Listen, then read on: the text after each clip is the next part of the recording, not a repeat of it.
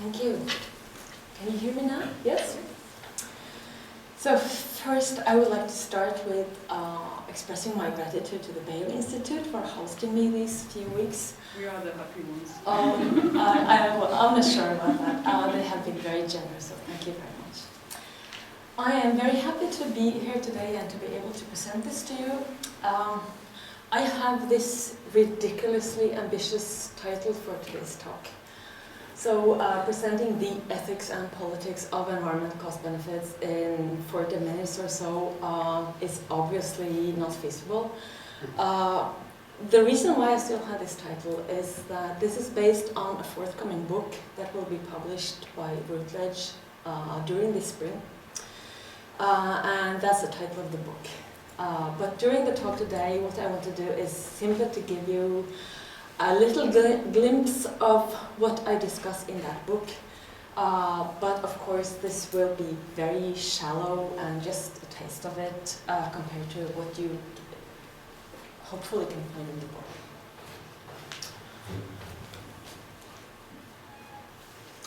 Okay, so I'm not sure what kind of backgrounds all of you have. So some of you probably know everything about cost-benefit analysis and much more than I do, and for some of you this may be quite new. So let me just go through very quickly and very oversimplified what cost-benefit analysis is about. Cost-benefit analysis is a methodology for evaluation of small projects, usually public projects, or it could be reforms, policy reforms.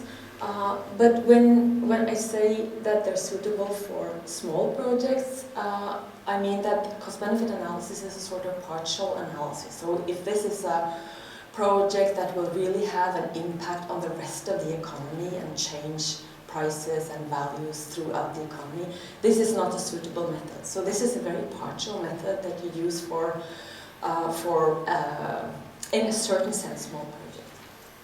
And throughout the talk, I will only talk about small projects. Cost-benefit analysis is a lot like the profit calculations that a private firm would do before deciding whether to put a new product on the market, for example, or do something else. But two of the main differences is that you count benefits and costs for everyone in the society, not only one firm or one consumer. And also that you count not only things that actually has a price tag on it in the market, but the idea is to count everything, even things that don't have a market value. And the way you do that is by monetary valuation, trying to put a monetary price tag on every effect of the project that you think is relevant for efficiency or welfare somehow. Right. The criterion that is used for this valuation is that a willingness to pay. So in a cost-benefit analysis, everything is defined as having a value defined by what people in society are in total willing to pay for that consequence. So if we are discussing improvement of a recreation area, for example, you may ask people using that recreation area how much they're willing to pay for this improvement, and the value is, by definition, the sum of what they are willing to pay. And then one uses this to rank projects against each other. So the principle is then just to take all the value of all the benefits, the total willingness to pay for all the benefits, and then subtract all the cost. And if the sum is then positive, you would typically say that the project is socially efficient, or in Scandinavia we like to say that it is socially profitable. That is a term that is very rarely used in the English-speaking literature at least. The socially profitable or socially efficient, or sometimes people interpret this as indicating that the project has a positive impact on social welfare, so it somehow improves society. That's the idea. It says here present value.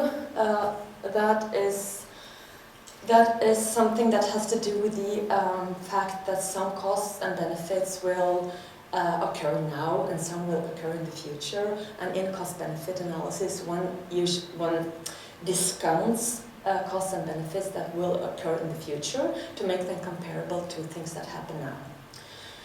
That is actually something, the time dimension is something I will just disregard throughout the whole talk.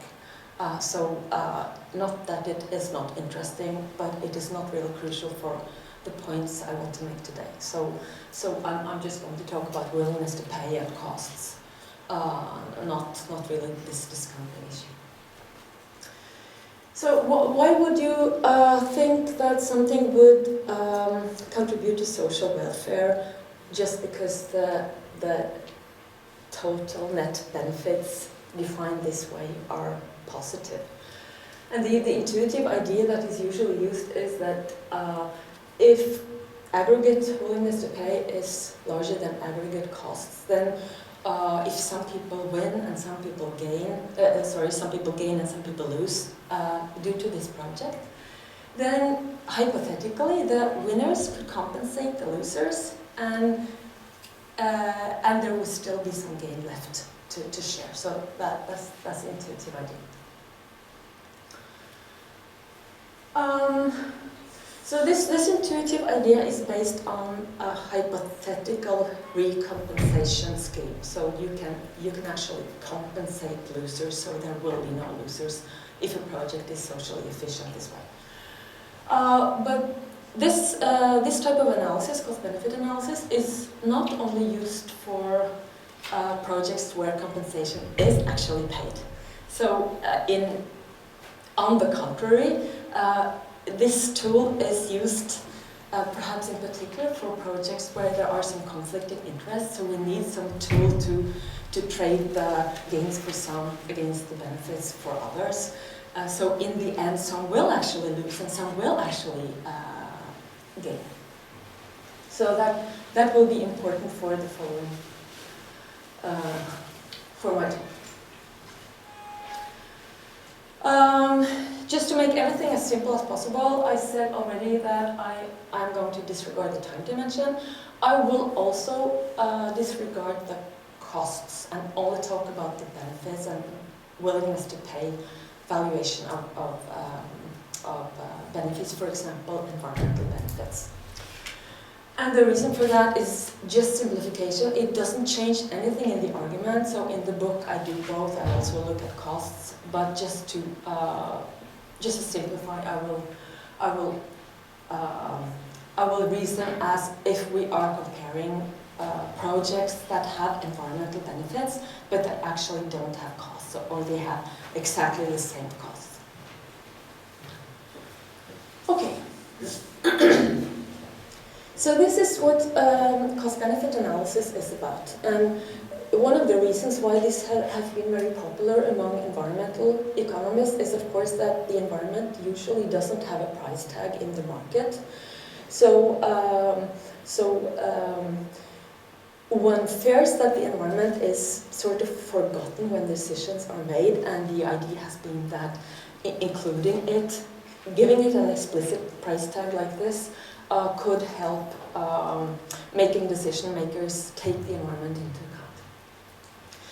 But if you look at the textbooks on environmental valuation and environmental cost-benefit analysis, they usually take for granted, usually without actually discussing it, I think, that the purpose of a project analysis is to rank projects, to give a recommendation to policymakers, or actually to make a decision which project is the best from society's view. But in practice, my belief is that this is usually not the purpose of a project analysis, at least for the public sector. I think at least as often, and probably more often, the actual purpose of a project analysis is to provide background information to somebody else, participants in some democratic decision-making process, for them to make up their view of which project is best. And actually this matters a lot, because the first purpose here implies that the analyst is faced with very different challenges than the second purpose. So let me try to explain why I think so. If you're going to make a ranking, actually rank projects, then what you are after is really a decision. What is the correct or the best somehow decision? If your aim is to provide background information, then you are not really looking for a decision. You are looking for a way to lay out the pros and cons of the alternative to somebody else. So in this case, you want a decision. In this case, you want to enable others to make well-founded decisions according to their normative views. This is a normative analysis, very explicitly normative. You want to say what is best. But here, if you actually want to give background information to somebody else's judgments, then you need to allow them to use the information regardless of what political or ethical views that these others have. So if these others hold different normative views, some conservatives, some socialists, some utilitarianists, some Kantians, whatever, then you need to give them information that is useful to people with all these kinds of different normative views. And that is very different. So here, since this is a normative purpose, you actually, to do the analysis and to be able to make a recommendation, you actually need to choose an explicit normative basis for your analysis. You need to be normative. But here, for this purpose, it is really a disadvantage if you base your entire analysis on a specific normative basis, because then your results will actually be difficult to use for some decision makers, or they will have reason to be skeptical against it because you have based your recommendations on views they actually disagree with. If this is your purpose, then monetary valuation of environmental consequences and other consequences is really crucial. Because here you are going to give an explicit recommendation. And if you do not value something, it is not going to be included in your calculation. So any consequence that is not valued in monetary terms will be disregarded when you give your recommendation. So it's really crucial. But here, you do not necessarily have to give one single recommendation. You can more lay out the pros and cons, if you like. So that means that here again, valuation can of course be useful, but it is not crucial in the same sense. Because if you give a decision maker a list of important consequences of the different alternatives, then it is quite possible for a decision maker to consider, for example, well, this project will have this and this income consequences for this and that group of people, and it will also affect the environment like this and this. Then you report it in physical terms. For example, the recreation area will be affected, and then you describe the waterfall that will be lost or something like that. It is perfectly possible for these decision makers to take that into account in their subjective judgment. Economists usually argue that, well, but that will be a subjective judgment. It is not somehow objective. This is not objective either because it is based on explicit normative premises. But more importantly, this is usually how actual decisions are made. So regardless of how you would want decision makers to make their decisions, the way it is done is usually that there will be some kind of policy-making process, public debate, log rolling in parliament, things like that.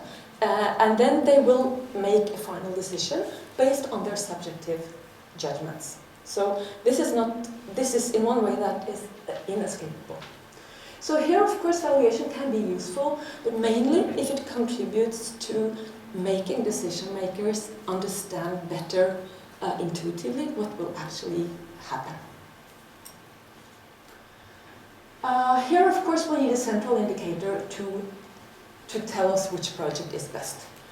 And the total willingness to pay or net willingness to pay is that indicator here.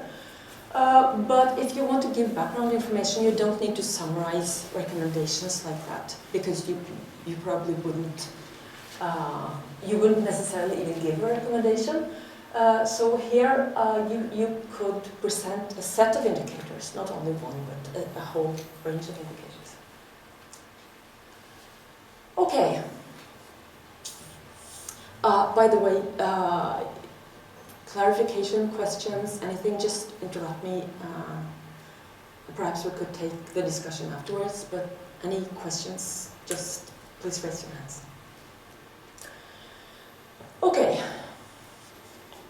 So my starting point is that the analysis will be used for as input into a democratic decision-making process. Then it is a problem that standard cost-benefit analysis, including environmental cost-benefit analysis, is very normative in nature. But perhaps that doesn't matter if the normative premise that is used here is not really so controversial. If it is something that most people would agree on anyway, then it would be very useful even for a set of policymakers who do disagree on a lot of things.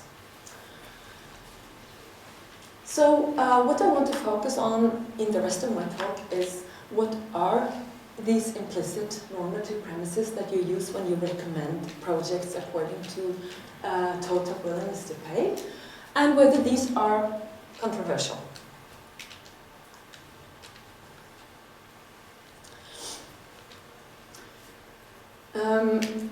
This figure is taken from research project that I did many years ago, so this is not very recent.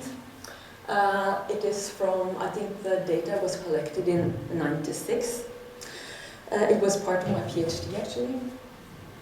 But this figure gives you one reason to suspect that cost-benefit analysis is not perceived as politically neutral by policymakers themselves. So let me explain, I don't know if you can see this, but let me explain what this figure shows. This is based on a study that I did together with a Norwegian political scientist. What we did was to do in-depth interviews with every member of one of the committees in the Norwegian Parliament. That was the Standing Committee of Transports and Communication. So these were the politicians who specialized on transport policies, and what we interviewed them about was their treatment of the former Norwegian road plan. So this was a huge package of road investment projects that they had, all these politicians had participated actively in the treatment of that plan in Parliament. And the road administration provided cost-benefit analysis, cost-benefit ratios for all these projects. So although the methodology was slightly different at that time than it is now, these politicians were used to having presented results from cost-benefit analysis and as a part of their political work. So what we wanted to know one of the things we wanted to know was how they related to that information in their policy choices.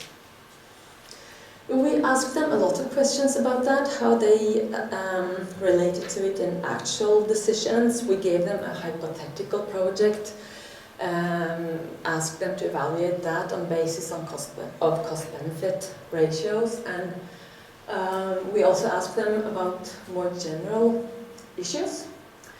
And then we constructed an index based on their answers to all these questions.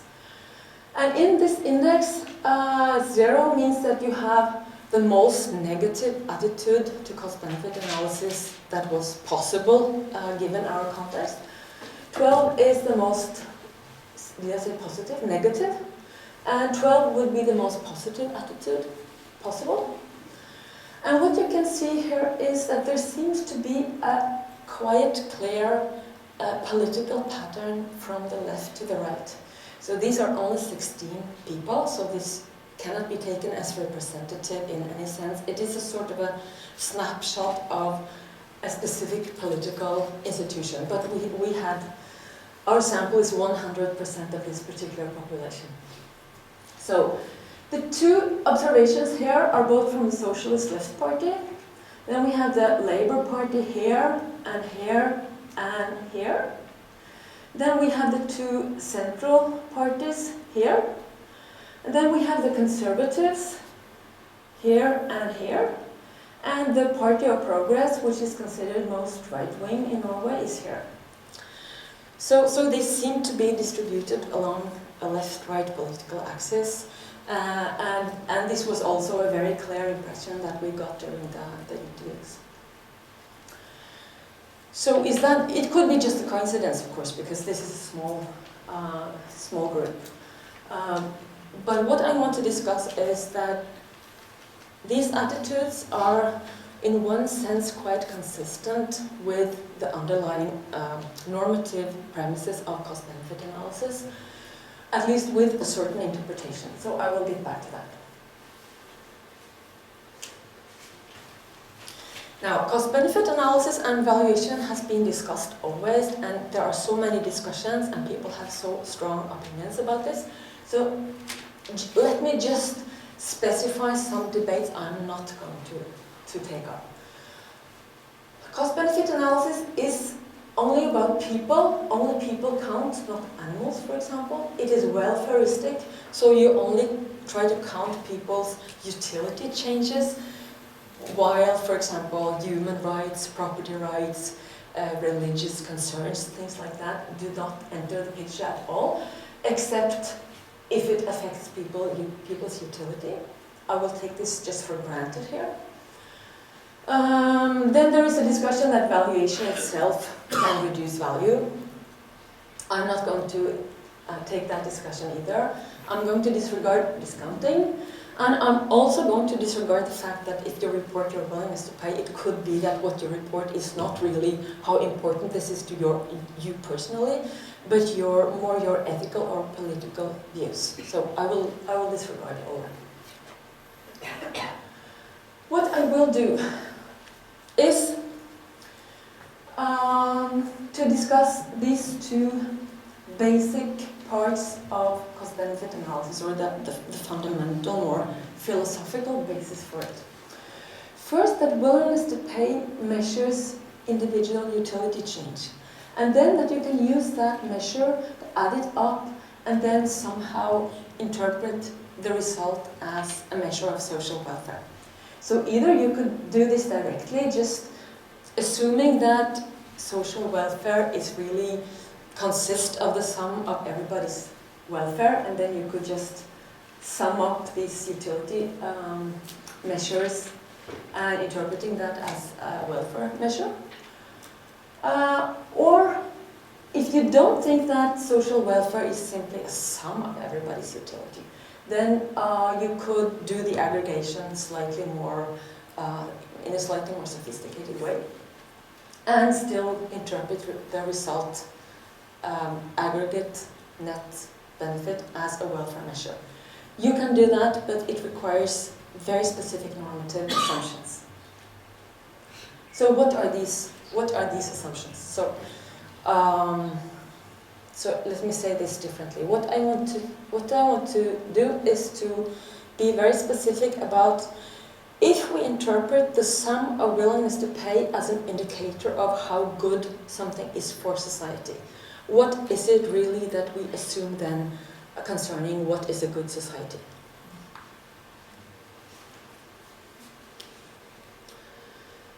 So the first part of this is the question, can you really use willingness to pay as a measure of individual utility change? And I think the answer to that is, in a certain sense, quite uncontroversial. That is yes, and that probably sounds strange to those of you who are not economists. But I think the problem is not here. The problem is when you try to sum this up and interpret that as something normative. But let me just explain to you why actually economists use willingness to pay as a measure of how important something is to you. So let us assume now that you care about both the income that you have and that you can use to buy yourself private consumption goods, but you also care about the environmental quality that you have access to. Now, in standard economics, standard neoclassical economics, there is not really, you cannot really measure utility as such. There is no presumption that you can tell exactly how much better is something to you than to me, or how much more do I prefer an ice cream than I prefer chocolate or whatever. But the only thing you do in standard economic utility concept is only about making choices, about ranking. Is chocolate better to me than an ice cream? Not how much better. We don't know how much better, and standard economics is not interested in that. But we are interested in whether the chocolate is better than the ice cream. But we cannot really measure utility. So why do I say that willingness to pay is a utility measure? Well, it is because if your utility depends both on environmental quality and income, then we could, if we improve the environment, then you will be better off if we don't take any income away from you. So now imagine that we also do take some income away from you. Then we could take exactly as much income away from you to leave you exactly as well off as you were before. And then we use that income change as a measure of utility. So it doesn't measure utility as such, but it measures an equivalent, the equivalence of the environment. So I don't know how important the environmental change is to me, but I know that this environmental change is equally important to me as this income change would be. So that's the idea. So willingness to pay is the sum of money that gives you exactly the same utility increase as the environmental change. And if you prefer chocolate to ice cream, that means that your willingness to pay for chocolate would be higher than that for ice cream. So that means that if we are only concerned about rankings, then willingness to pay will rank changes exactly like your, according to how important it is to you. And that is why economists use willingness to pay as a utility measure. Because usually we care only about ranking, and willingness to pay ranks changes just like your utility function, or according to how important it is to you. Now I said that it doesn't really measure utility, it only measures an income that is equivalent to this other change. So, but if you look at this formally, I included some equations every here and there, and those of you who are not economists can just disregard those. But they're there because there are always some economists in the audience, and if I don't include these, they get so confused. So for the others, you can just disregard it. But if you look at this formally, write down all the equations, you will see that actually your willingness to pay is not equal to your utility change, but it is proportional to it. And the proportionality factor is this one. It is what is called the marginal utility of income. That is, how important is money for me on the margin. So, if I get 1 extra krona, how much happier will that make me? And that is what you need to say, not only your willingness to pay as an equivalent income measure, but you actually, if you want to use willingness to pay to say how important is this environmental change to you, then you need to know how important is money to you. So if you report importance in money, then to know how important this is, you need to know how important money is. So this is the marginal utility of income. How important is an extra krone to you? But that doesn't matter if you only want to rank the chocolate and the ice cream or whatever, because this proportionality factor will typically, for every single person, will be constant if we look only on small projects.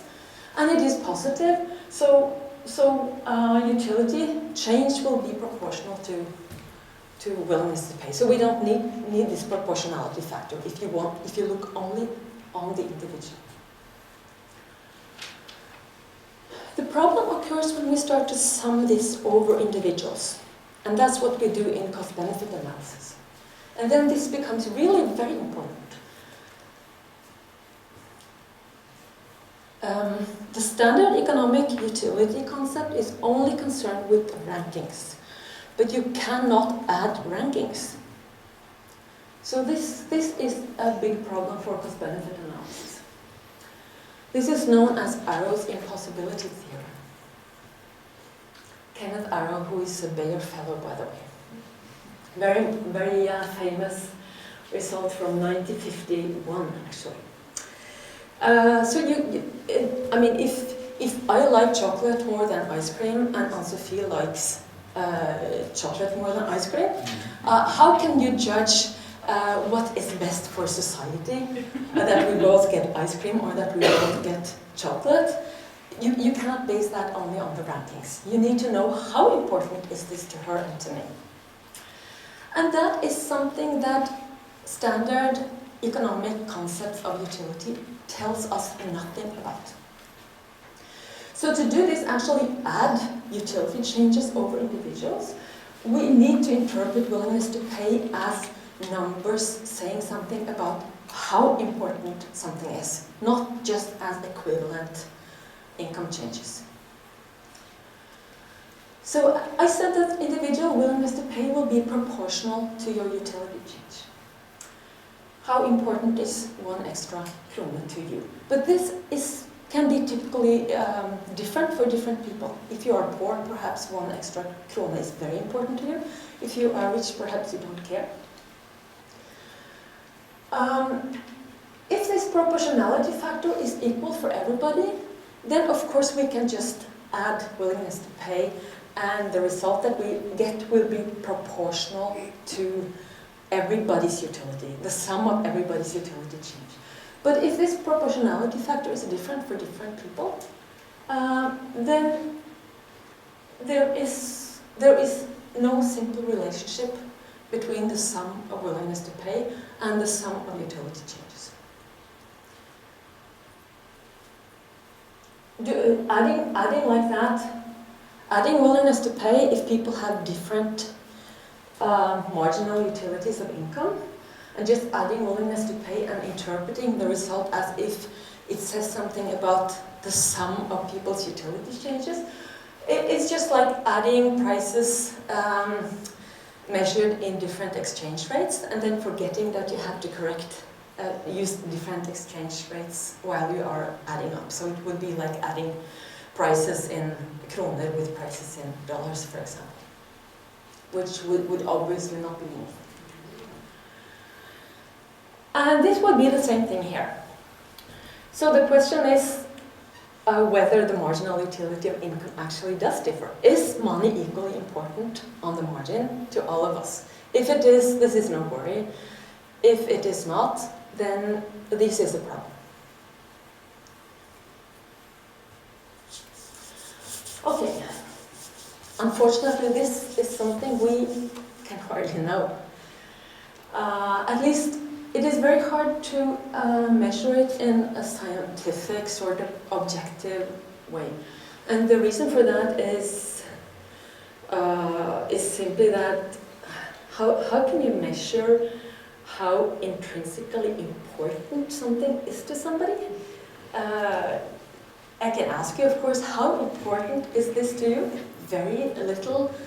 But how can I know that when you say very, you mean the same thing as when you say very? So you sort of have to get inside the head of people to really measure this. So this is very difficult, and as I said, there is no generally accepted methods in economics to do that. Of course, we can use introspection. So if I get much richer, then it is reasonable to, at least I think that then the marginal krone would mean less to me. So I can use introspection for that. But that is not enough, because I don't only have to know what well, the important thing is not really what happened to my marginal utility of income if my income increases. The important thing is to compare between different individuals. So is it, for example, true that for poor people another dollar or krona would be more important than for rich people? Intuition suggests that yes, it is like that. But we don't really know how to measure it.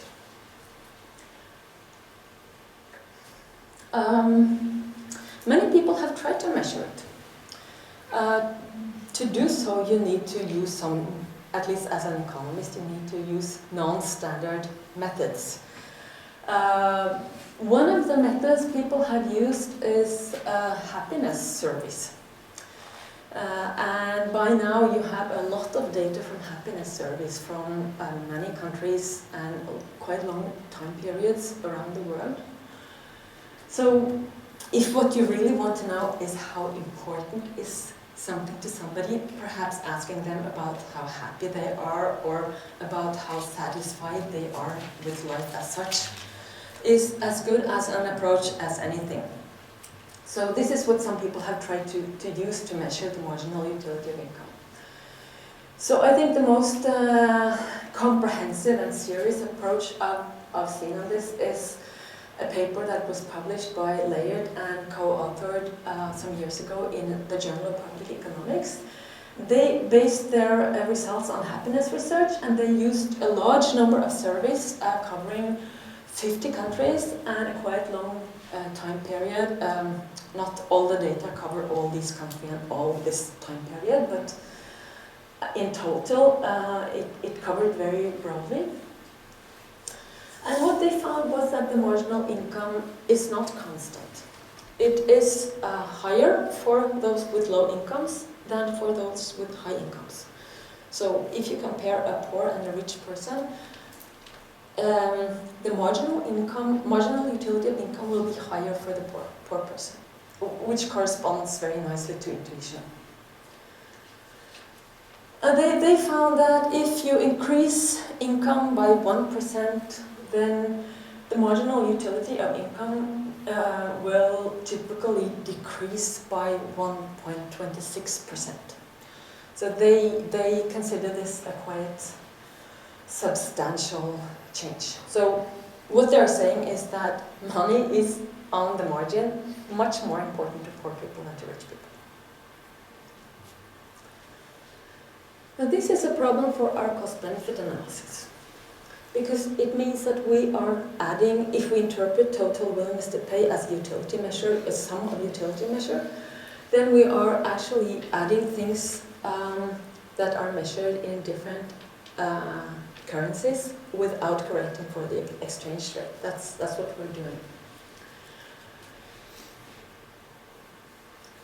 In fact, what we are doing is that we interpret total willingness to pay as total utility change.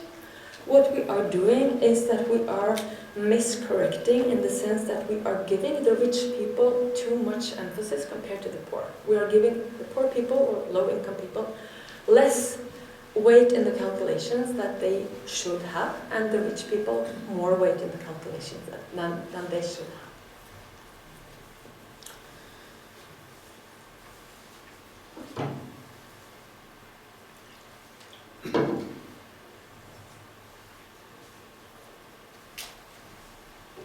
Okay, I have have been speaking up to now as if it is obvious that if you want to say something about a good society, you should do that by adding people's unweighted adding of people's utilities. Like, so that if this is social welfare, it consists of the sum of everybody's welfare. That is not the only ethical view that you could hold, of course. With this view, then utility changes would also count equally. So the change in social welfare would consist of this unweighted sum of everybody's utility change. But in general, we don't know what kind of normative views decision makers have, so they may think that social welfare is some kind of function of everybody's welfare, but we don't know precisely how that function looks like. If this function is not just a sum like that, then it may be right that utility changes should not be counted equally. If some people are more important for society, or their utility change is more important for society than others, then we would want to count these people's utility differently. This is for the economists again. So if we have a welfare function that is not like this one, then we can, to get the change in social welfare, we can use should be in T there. We can use the changes in utility, but we have to give these changes different weight. For example, inequality aversion means that you would give a heavier weight to those who are really badly off, have low utility. Or vulnerable groups like children, for example. But this, of course, is a purely normative choice. It's an ethical or a political choice.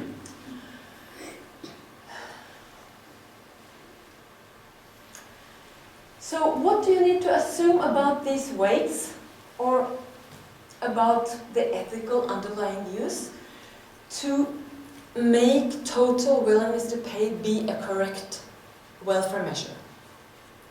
This is what you have to assume. It's exactly the same thing that we arrived at a minute ago. If you interpret total willingness to pay as a measure of social welfare, what you do is to say that if there are some people in society who care more about an extra krone than others, then these people should count less. These people are less important for society, or their interests are less important for society. That is the normative assumption you need to make total willingness to pay consistent with a welfare, to make that a welfare change. This is for the economists again. What you do in cost-benefit analysis is that you assume that if you have a different weight on different people's utility and different marginal utility, that is exactly it outweighs each other, so that the total weight is one for everybody.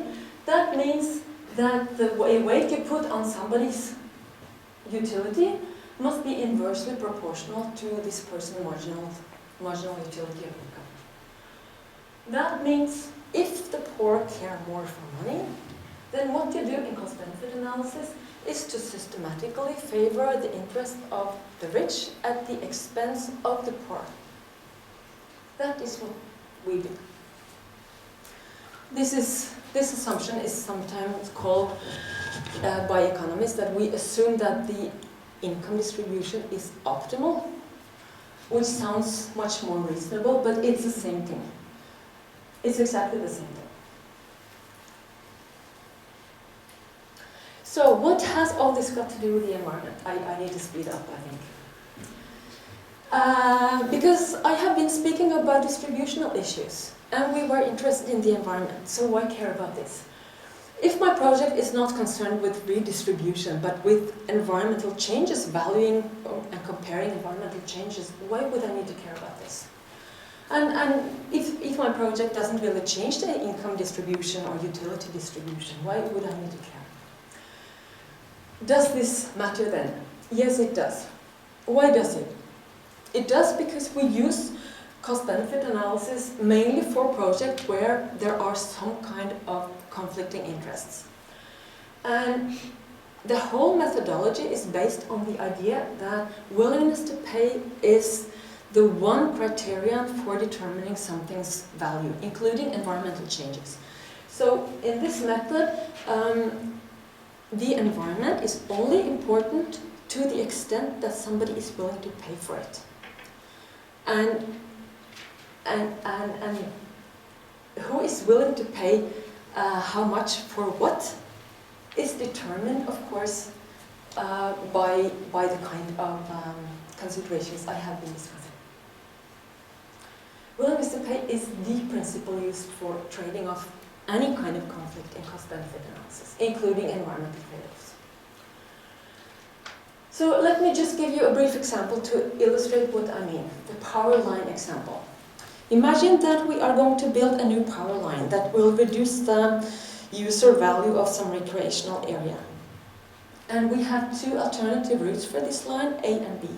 Both are used as recreation areas. And assume that everything is identical about these two alternatives.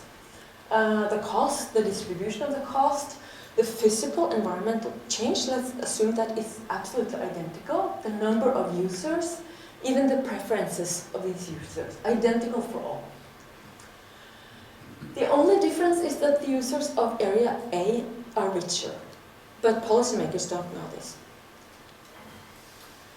This means that the utility change, total utility change, will be absolutely identical in the two cases, but policymakers don't know this. So what they do is to measure willingness to pay. Total willingness to pay will be higher in A, although utility change is exactly the same, because people there are richer. But if we choose according to cost-benefit analysis, area B will be chosen because the users there are poorer. That is reasonable if you actually compensate people. Poor people are really cheap to compensate because money is so important to them. So you can give them little money and they will be happy with the compensation. But if you don't compensate people, which is the normal thing in cost-benefit analysis, you use this to measure utility change and you don't compensate, then I think this is very unreasonable. So if you have a high marginal utility of income, your interest will count little in every single cost-benefit analysis on every project. So let's return to these politicians.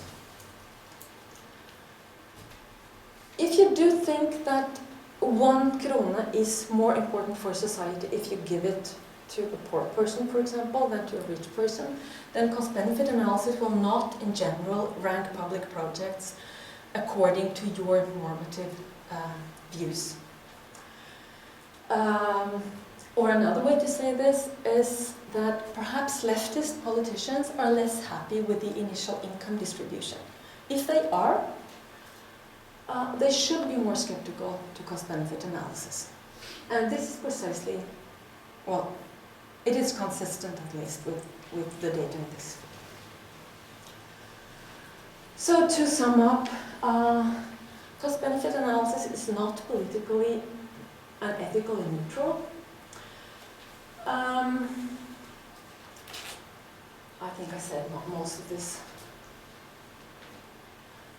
It is not politically and ethically neutral, and these explicit premises that it implies are not, well, they are controversial. That does not mean that, I do not mean to say that I think cost-benefit analysis is uninteresting or that environmental valuation is uninteresting. What I mean to say is that total willingness to pay doesn't measure so much more than total willingness to pay. You cannot really say that it measures social welfare or utility change or something like that. But it is interesting to know how much people would be willing to pay for something. But if you want your project analysis to be a guide for decision makers, my view is that the total willingness to pay would be one of several interesting indicators, but it shouldn't be given the status as the one decisive indicators. Ethics and politics require discussion on ethics and politics. And perhaps the project analyst is not the one who should try to answer that debate, but the project analysis should provide input to that debate that can make the discussion more based on facts. But it might not be a good idea to base the analysis very heavily on controversial normative assumptions. Thank you.